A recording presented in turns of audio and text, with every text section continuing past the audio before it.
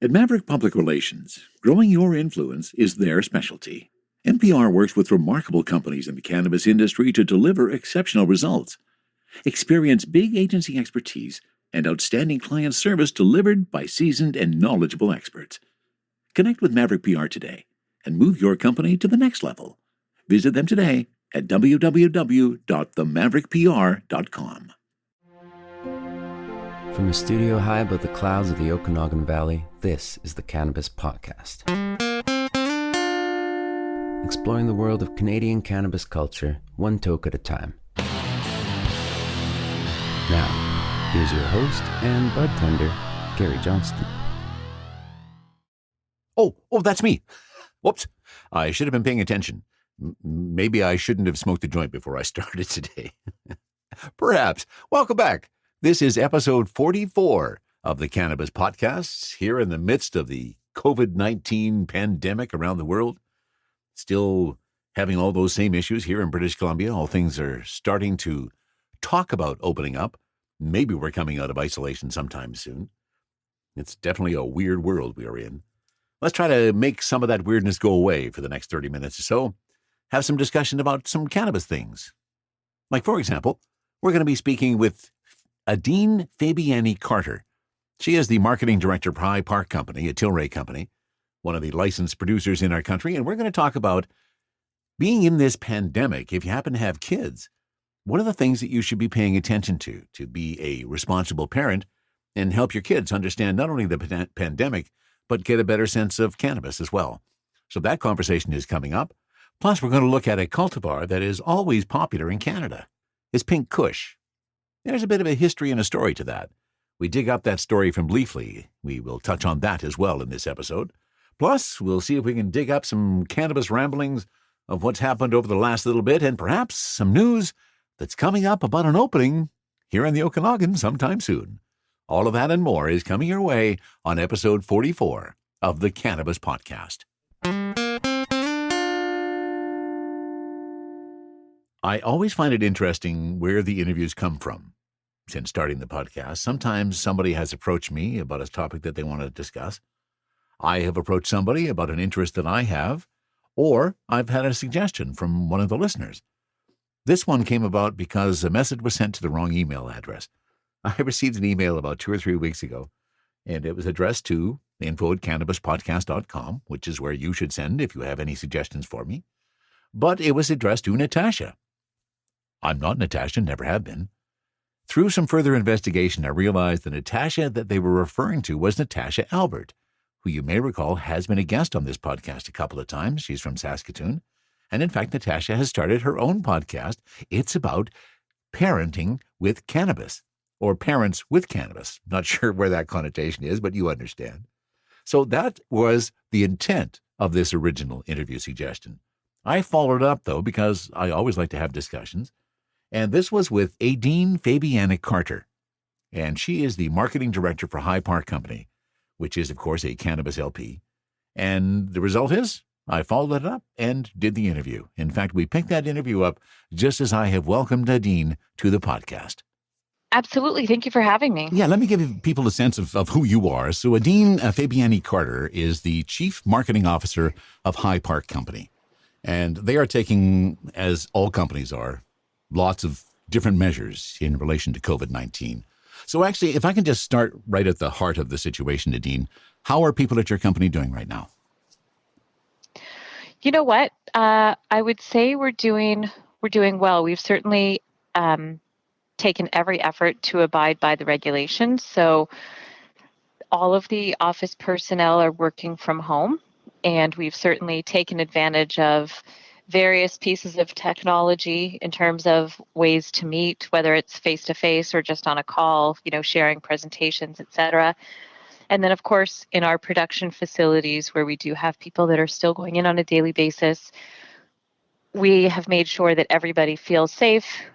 We've taken measures to increase sanitation, making sure people are spaced out. So whether that is changing the number of people on a shift, changing the duration of the shifts, et cetera. Really, we've had an all-company cross-functional effort to ensure we're keeping our employees safe while still making products that people have come to depend on. as evidenced by cannabis being deemed essential. Exactly. And that is a point that we have made many times on the podcast since this whole pandemic started. That cannabis is an essential service across our country, which, as a longtime cannabis user, I'm fully in favor of. So I'm glad companies like yours are stepping up and keeping our supply line filled. Yeah. Yeah, go ahead, Adine. No, I was going to say thank you for your support of it. It's quite incredible that cannabis has gone from being an illegal product just over 19 months ago to now being deemed essential. But I really commend the country, the consumers, the passionate advocates such as yourself for making sure that our voices have been heard. Yeah. To ensure that it stays that way. And it is, when you think about it, it is astounding that 19 months ago, you couldn't even be caught walking down the street with it. And now, as you say, here we are in essential service. Wow. Yeah, we've just celebrated our second legal 420. Absolutely. Like, look at that. Absolutely. I celebrated with a number of people at the 420 Vancouver online yesterday because, of course, we couldn't get together and do anything. So it is a different world and we're all figuring it out. That's right. To get back to kind of the focus of what we wanted to talk about today, I'm just going to read a bit of the information that I was sent. An Ipsos Reid poll found that 26% of Canadian parents use cannabis, which of course is known for its calming and sleep-inducing properties, which is especially useful in these times of crisis. But maybe if you're a parent, and I know many of the listeners to the Cannabis podcast are, I certainly am, although my kids are old and gone away, it's still important to me. But you know that governments across the country have announced that the school students will be home from school for at least a month. And in many cases, the remainder of the school year is going to be canceled. They're still talking about that here in BC. My son is a teacher, so he's experiencing some of this himself. So the question we wanted to address today, Adine, is are there ways to use cannabis in quarantine safely when you are in close quarters with kids? And you, of course, with High Park Company, have some experience to share with us. So why don't we start with the first question of how should we be storing our cannabis in that quarantine situation when we have kids around? Sure. And great questions. And again, I'm glad that you're bringing this up so that people who are curious have a responsible place to go and get their information. I'm a parent as well. I have a 10-year-old and a 16-year-old at home. So, and I'm, quarantining with them. So it's absolutely relevant and timely question. So first and foremost, every product that you buy from the legal market comes in child-proof packaging. So you know that when you get it home, it shouldn't be accessible to your children by the way it's packaged if you've bought it from a legal source.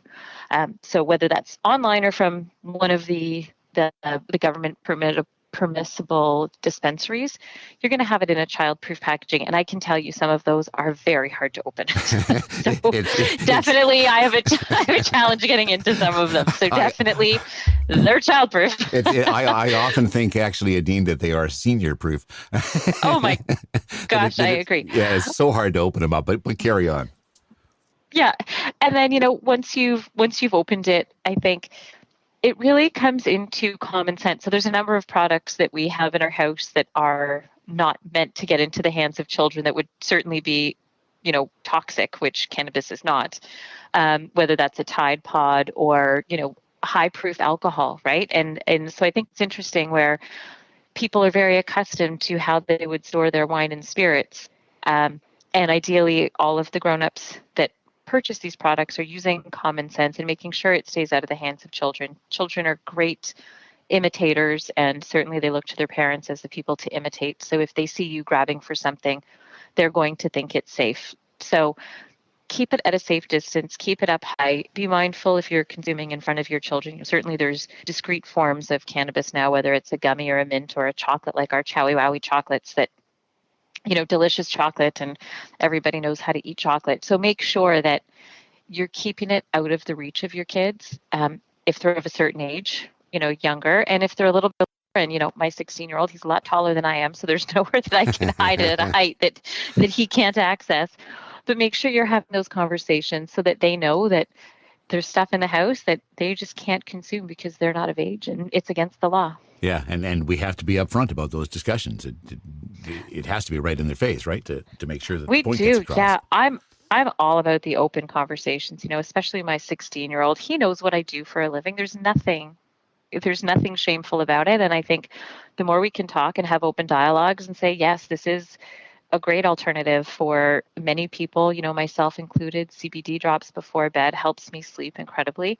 But not when you're 16. The same conversations that we would have about having, if I'm having a Negroni. Yeah. Sorry, Yeah, absolutely. not you, not yet. Yeah. Yeah. And just as a bit of an aside, I will validate that your Chowie Wowie is delicious chocolate. I have Isn't tried, it? oh, yeah, absolutely delicious. I thoroughly enjoyed that. In this world, we've got kids around where we're trying to consume. Are there any safety measures? Well, we already talked about the safety measures that are in the packaging, the child-proof, or as I like to call the senior-proof packaging. That I don't know. Sometimes I feel like I need to get a pair of pliers to open those up. So definitely no kids are getting in there. What do we see, Adine, in the government regulations that are protecting families in situations like this? Um, I'm not sure I understand the question. Do you mean specifically in the packaging or in terms of how distribution is happening? Well, really, just I guess it probably would be more related to the distribution of the product in terms of the government regulations and how that is helping to protect our families.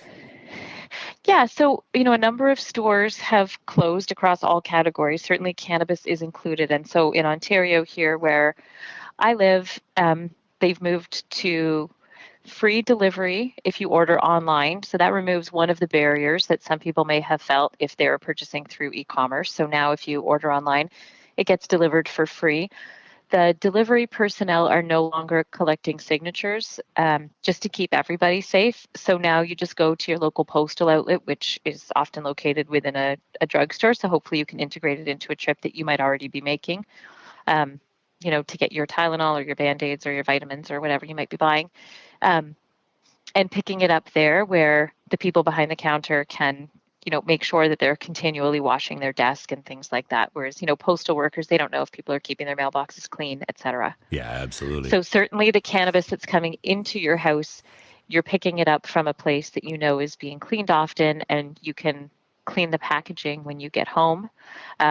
One thing that I will say, in terms of from the point of initiation, is that cannabis facilities are very, very clean. So if you've never had the opportunity to tour one, everybody wears personal protective gear. People wash their hands all the time. It's a high degree of sanitation in any condition. Certainly all of that has been stepped up. So people should feel comfortable that it's coming from a very clean, highly regulated facility. And the Canada Post has made sure that the delivery is as safe as possible. And so when you get it to your home, you should know that our government is really taking great strides to ensure the safety of everyone.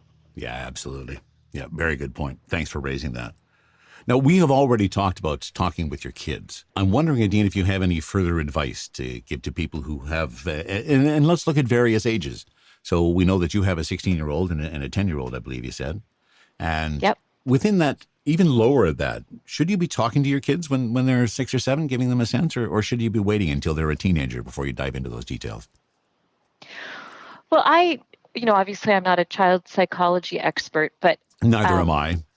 I think, I'm a very open person. And I think if there's something that your children are curious about, I would never be one to say, let's not talk about it. I believe openness is the best policy, and let your kids guide the degree to which they're comfortable talking about things. So my children know what I do for a living. For my daughter, who's 10, the medicine aspect is maybe more interesting to her, whereas my teenager might be more interested in the recreational aspects of it. But the fact that it's a plant, it comes from a plant the same way that grapes are a plant, and except there's far more healing benefits from cannabis than you could find in alcohol. And I think there's so much science that you can talk about that you're never too young to have those conversations about. Plants have healing properties, and the same way that certain vegetables are good for you and certain fruits are good for you, this is a plant that has different effects on the body. And, if you really want to be, my daughter's really into science, you could talk about the endocannabinoid system she's studying right now. The beauty of all the kids being at home is I have a greater lens into what she's seeing. So yesterday she was learning about the digestive system and the respiratory system. It's just another system in the body. Yeah, absolutely. So I think, taking away any stigma, but also saying there's certain things you just don't take. I mean, I think that personally, there's enough proxies to normal daily life that you could make really simple. Like there's children's Tylenol and there's adults Tylenol. If I have a sore back, I can take a Robaxacet. That's not appropriate for my 10-year-old child, but it's okay for me. So I think, let your kids be the guide and satisfy their curiosity and just try and make sure that they know what's okay for them and what's not okay for them. But just because it's not okay for them doesn't mean it's wrong. It just means they're kids. Yeah, absolutely. Very good. And those are really relevant points. Thank you. Thank you for making those as well. Through the course of our conversation, I've got the impression that you partake in cannabis in some degree. Would that be a correct assumption? Correct. Excellent. And Yep. and the reason why I say excellent is I find that the discussion and the tenor to our conversations is often affected by those who use the product and have a bit more of a passion involved in it. And I can hear that in your voice too. So I appreciate that you are involved in it from that perspective and have that personal involvement too. Where do you see your company, High Park Company, going in this year as this pandemic continues? Let's assume that we're still going to be weeks and perhaps months into this situation. Where do you think and what effect do you think this is going to have on High Park as we move forward? You know what? I think we are definitely positioned to adapt to the environment that is around us. So people's consumption, for the data that's available, we're not seeing consumption declining. So we will continue to produce. Of course, we are part of Tilray, which is a medical company, and certainly absolutely no stop in products that are being delivered to our patients. I think, cannabis hasn't found its normal yet because it's only a year and a half old, and we had a launch, and then we had a launch of edibles, and now we have dealing with this pandemic. So it's not like we have to pivot from normal because we've been in such a high growth and highly volatile space since it started, that I think we're just going to keep on adapting to the environment, and we are looking at it as a marathon and not a sprint. And we're here for the long haul. And this is just something, I don't know if the world will ever return to what we previously viewed as normal. And so we're adapting, doing the best to serve our customers, serve our consumers, make sure we've got the products that people have come to count on. And we're really honored to have consumers that choose our products very regularly. And our priority is do whatever we need to do to ensure we can continue the uninterrupted supply of those products to the best of our ability. Excellent. And I love that phrasing you used, and I may steal it. Cannabis hasn't found its normal yet. I loved your phrasing in that. That's exactly what the situation is. Yeah. And so I think with that, we all just have to sit and be really honored to be on this journey. It's amazing. Canada's done this incredible thing, and I'm certainly honored to be a part of it, and honored to have so many partners along the way with our customers across the country and the consumers who, give us the honor of their sales and giving us feedback on Reddit. And we read everything, we watch everything. So to consumers who are listening, please keep the comments coming. And we're just on this journey together. Yeah, it's so true, Adine. We absolutely are. So let me, if I could, finish up with what I refer to as my hot seat questions. Every guest, and that's another reason why I wanted to know. They're not that difficult, but that's another reason why I wanted to know if you consumed, because if you don't consume, these questions are really redundant. So, do you have a favorite strain? You know what? I am a CBD consumer. Just CBD? So more in the oil. Yeah, that's my go-to. Okay. Yep. Then, and how are you consuming your CBD? Is it mostly in vaporizing, or are you doing it through pills or some other form? Oral oil, okay. and then the Chowie Wowie balanced chocolate would be definitely like a before bed luxury. Ah, yes, and so are any of the Chowie Wowies would be in edible format, so edible and oils is pretty well what you're into. Yep, that's right. Okay, excellent. And when you are consuming, realizing that the CBD is going to give you a different effect than the high from the THC is going to be, do you have something that you like to go to? I'll still refer to it as what your favorite munchie would be. Oh, my favorite munchie, like snack? Yeah, that's an important part of cannabis. Yeah, it is. So, what I would say is if before bed, I'm having, you know what, actually my go-to lately before bed has been the Every tea. So there's a vanilla rooibos Oh, tea nice. that is absolutely to die for. So if I'm having the vanilla tea from Every, I would say something a little bit sweet, a Okay. Okay. little bit Nice. sweet. Yeah. And if I'm having the Arissa oral oil, that just on its own doesn't go with the snack. And the Chowie Wowie, it's just its own It little is its snack. Yeah. enjoyment all unto itself. I Nothing agree further wholeheartedly. required. Can you give me a sense, Adine? I haven't used a lot of CBD. Okay. And I've had, in my position as a bud tender, I've had lots of people coming in and have had those like you who suggest that some CBD helps them sleep. And yet scientifically, there's not a lot that says that it should be inducing sleep. So I'm wondering when you first discovered that and how you discovered that it helps you sleep. Well, I did my own reading because, of course, we can't talk about effects and you can't talk to bud tenders. And, that's something that whatever No medical works advice, for none of very that. young Yeah, people, no medical advice. And we're not allowed to talk about the effects of products. So to be clear, I'm only talking about, what works for me. of course. But I find, if I go back to the Every teas, there's something about the ritual of steeping a tea bag that Okay. just feels inherently relaxing. And then the smell of it is so delicious and soothing that I think the entire ritual I find very calming.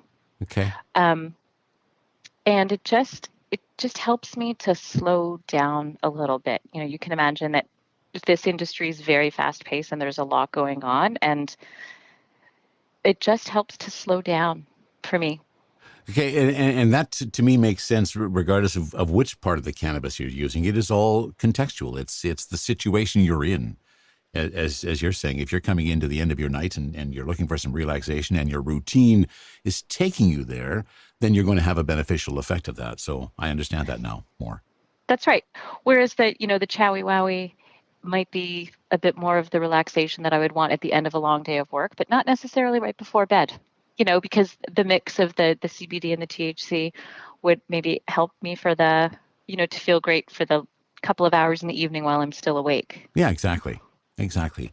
But Perfect. there's lots of people who would swear by THC to help them sleep. So it really is personal. It is, and this is the one thing that we always have to remember anytime we're talking about either any form of cannabis. It is such a personal and individual experience and reaction. There is no blanket statement about how it's going to affect you. So thanks for clarifying that too. That's right. Excellent. Well, thank you very much for taking some time to speak with me and with my listeners on the Cannabis Podcast today. Adine, do you have any final words you'd like to pass on, either in relation to High Park, where your future is, or just simply where our country is, and some thoughts you'd like to leave people with? I'd just like to say that, there's great products out there for people. Try, obviously I'm really biased towards Chowie Wowies I've talked about, and the Every tea as my personal favorites. We've got a Canica brand that has flower and vapes that if that's the products that you choose, the Canica vape it's an incredible value for the potency, and it's just pure oil. There's no additives, so it's definitely a very safe product that's on the market. Nice. What I always want to leave everyone with is start low, go slow. It's not a race. So while it's fun to experiment with all of the new products that are out there, it does affect everybody differently. So just make sure that you're trying it, you try a little bit, wait and see how you feel before you try some more, because what we want is people to enjoy themselves while they're using our products, but to do it in a safe, controllable way, and one that they would be interested in repeating. Nobody's looking to, have a night that doesn't go the way you had planned because you overconsumed. Exactly. Nobody wants that. Nobody wants that. And I hope in the future that your phrase that cannabis hasn't found its normal yet will be replaced by cannabis has found its normal. And we can get rid of the stigma. If I had a crystal ball, I could tell you when that would happen. Yeah, could you July 13th, 2021, perhaps? Maybe. Yeah, exactly. Write that down. Thank you so much for taking some time today, Adine. You enjoy the rest of your day and stay healthy. Thank you. You as well. Bye-bye. All right, take care. Are you ready for liftoff? Don't miss Canada's #1 cannabis conference and trade show, Lift & Co Expo, coming this May 12 to 15 to Metro Toronto Convention Centre. Level up your industry intel at the Lift Cannabis Business Conference. Connect with movers and shakers from across the cannabis industry and preview new products and services from 250 plus exhibitors. Plus, everyone loves Lift & Co. Expo's prizes, live music, and more. Visit liftexpo.ca for tickets. That's liftexpo.ca. From the cannabis-infused studio in the clouds, this is the Cannabis Podcast. Now let's turn our attention to one of the items that I spoke about off the top. Why is Pink Kush such a big deal in Canada? Here's the story from leafly.ca. Pink Kush. It smells good, looks good, burns good, and according to Leafly reviewers, it feels oh so good. Grown and produced right across the country, this well-known strain is a huge hit in Canada and the second most searched for strain among Canadian readers, right after Blue Dream. But surprisingly, the Pink Kush love isn't felt as strongly in the U.S., where its search popularity sinks into the hundreds. Canadians and Americans share an abundance of sociocultural similarities, including amazing national parks, an obsession with organized sports, although they're on hold for the time being, and a love for mac and cheese, which isn't on hold for the time being. So what could be driving this dissonance in our weed preferences? Well, a closer look at Pink Kush reveals little in the way of an answer. It's a Canadian story that begins like most legends, with rumor and a speculation forming a loose history not everyone can agree on. Of course, that's not just unique to cannabis, is it? A simplified family tree begins with Hindu Kush, a sedating landrace strain named after its Himalayan origin. That mother strain gave rise to American-made OG Kush, a generally agreed-upon close relative, if not direct parent, of Pink Kush. The Kush cannabis family made its way into BC via the U.S. in probably the mid to late 2000s, according to Kip Rowe of Shelter Brands. As the Kush craze hit the west coast of the U.S., there were a lot of stories stating one of these OG cuts made it up to BC, he explains. This could explain Pink Kush's origin, but quite frankly, without hard lab data and a chain of custody, all cultivar lineage explanations are simply someone's story. Well, once Pink Kush made its BC debut, word of its potency spread fast. Rowe says cloning houses on the Sunshine Coast, Interior, and Kootenays quickly proliferated the strain en masse since growers could get much higher prices for it, while consumer demand made it easy for brokers to buy and sell. Says Rowe, it was Pink Kush, then all the rest. But is it really pink? Forget the name for a second. The Pink Kush experience starts with a scent. You cannot beat the smell, says Michelle Taffler, Aurora Cannabis's Senior Director of Branding. The company's San Rafael 71 Pink Kush is one of Aurora's top sellers, and it is one that I think we in fact have sampled here on the Cannabis Podcast. She says it's a very beautiful, earthy pine aroma with hints of citrus.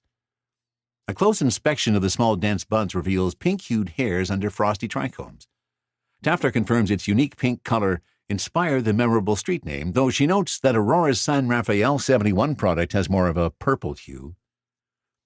Where Pink Kush really delivers is in its effect, a powerful, full-body narcotic feeling, mostly thanks to its high THC content, which can range anywhere between 20 to 30%. Taffler calls it calming and relaxing. Rowe describes it as a nighttime knockout. Habitat Craft Cannabis CEO Rudy Scheibel qualifies the Pink Kush experience as an efficient high if you want to have a cannabis experience that doesn't put you out, but is also very intense. That intensity inspired Habitat to breed Pink Kush into some of their hybrids to create a heavy-hitting line of craft cannabis they named Caviar. Why so much love in Canada? Well, after a solid decade of popularity with no sign of stopping, does Pink Kush reflect a uniquely Canadian preference like that for bagged milk and ketchup chips? I forgot that ketchup chips are uniquely Canadian. Or does our love of this strain reveal nothing more than market naivete? Thanks to its raging popularity in the legacy market, Pink Kush became a household name synonymous with couchlock. Today, with Canada's strict labeling laws making it hard for consumers to decipher one product from another, Pink Kush's street reputation is just as valuable as its THC levels on the label. Scheibel compares this to the U.S., especially California, where experiences and effects based on terpenes and other cannabinoids beyond THC are more easily shared by growers. Growers and retailers in the States, he says, are a little more free to talk about those types of things and move to more of a terroir craft production, so to speak, whereas Canada has been limited to warning labels. Our affinity for Pink Kush may also stem from its origin on the Pacific Coast, where a notoriously good BC bud was born regardless of strain or cultivar. But Rowe notes that Pink Kush came onto the scene long after the original BC bud craze in the 90s. A super consistent strain it is. Well, maybe Canadians just like consistency, which is one of Tafler's theories as to why Pink Kush sells so well. The effects aren't going to vary with the strain or the batch, he says. It's a super consistent product, which I believe is one of the secrets to its success.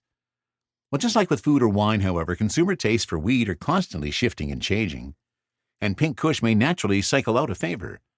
Scheibel suspects it's already happening. It's very cyclical. There are well-known strains like Bubba Kush, Master Kush, and Rockstar Kush that have all had their time in the sun. With an eye on cannabis terroir-obsessed California, where food and wine trends also trickle out from, Scheibel's team is confident Canadian consumers will also grow more curious about where their weed is grown, how it's grown, and more nuanced things like phenotyping. In other words, Pink Kush won't be forgotten, but it will make way for newer, sexier strains that appeal to a more selective market. And now you have a better understanding, perhaps, of why Pink Kush is so darn popular above the 49th parallel. I've had it a few times. I've enjoyed the taste. It does have a nice sweet aroma and a pretty good effect, too, from an indica perspective. And I'm pretty sure that we did review San Rafael 71's Pink Kush at one point on the Cannabis podcast. What are we smoking today? The inspiration for today's show is actually coming from Pure Sun Farms. We talked about their indica, their 1 ounce indica that we picked up a little while ago and actually sampled on Cultivar Corner. But now the motivation is coming from Pure Sun Farms Sativa Blend. So they have a 14-gram package of sativa. It's at about 17% THC. No, 15% THC. So a little lower than I like, but the terpenes that match it, it's a nice little blend. It works pretty well for me, and it gives me a really nice buzz during the day. So that has been the motivation for today. And let's get to the other story that I wanted to touch on this week. And that is something that I've been teasing for a while, that I'm going to get back into the cannabis retail world. It's been a long time coming. I have been in discussion with the owner of the store actually for a number of months. It's another piece of evidence relating to the slowness at which BC has been progressing with approving retail licenses. We've talked about it ever since the start of the podcast. Suffice to say, the license finally came through, and on May 22nd, write it down on your calendars. And if you are in the Kelowna area, I'd love for you to drop into the store and say hi. Love to meet you. Spirit Leaf Kelowna is opening on May 22nd, and I am so happy to say that I am going to be a part of that team that brings that store to life and brings their entire philosophy. And one of the first things that intrigued me or interested me about Spirit Leaf was their philosophy. Spirit Leaf is about enjoying life with those who make us happy and viewing every day as an opportunity to try something new. As soon as I came across that philosophy in investigating Spirit Leaf, I thought, that really speaks to me. That really is me. I like the franchise philosophy. I like the company philosophy. Darren Bondar is the founder of Spirit Leaf. I have not had a chance to meet him yet. The store is ready. It has been ready for a while in terms of fixtures. We're getting all the stock together, and it is going to be a blast. We got a great team lined up. And if you are in the Okanagan area and you want to come across the bridge from the West Kelowna Spirit Leaf store to try something new, come and see us. It's Spirit Leaf, and the store will open on May 22nd, and I am so happy to be part of that team. And that just about wraps it up for another episode 44 of the Cannabis Podcast. You may be saying to yourself, well, I thought you said last time that there was going to be an interview with somebody about growing. Well, I thought there was going to be 2. I haven't given up, and Chris hasn't given up either. We will try to get together and slide that in. If you have any suggestions for stories that you think I should cover or people that should be interviewed, send me a note, info@cannabispodcast.com. And of course, you can find the link to today's story back at cannabispodcast.com. And that wraps it up for episode 44 of the Cannabis Podcast. From the cannabis-infused studio, high above the Okanagan Valley, this was the Cannabis Podcast.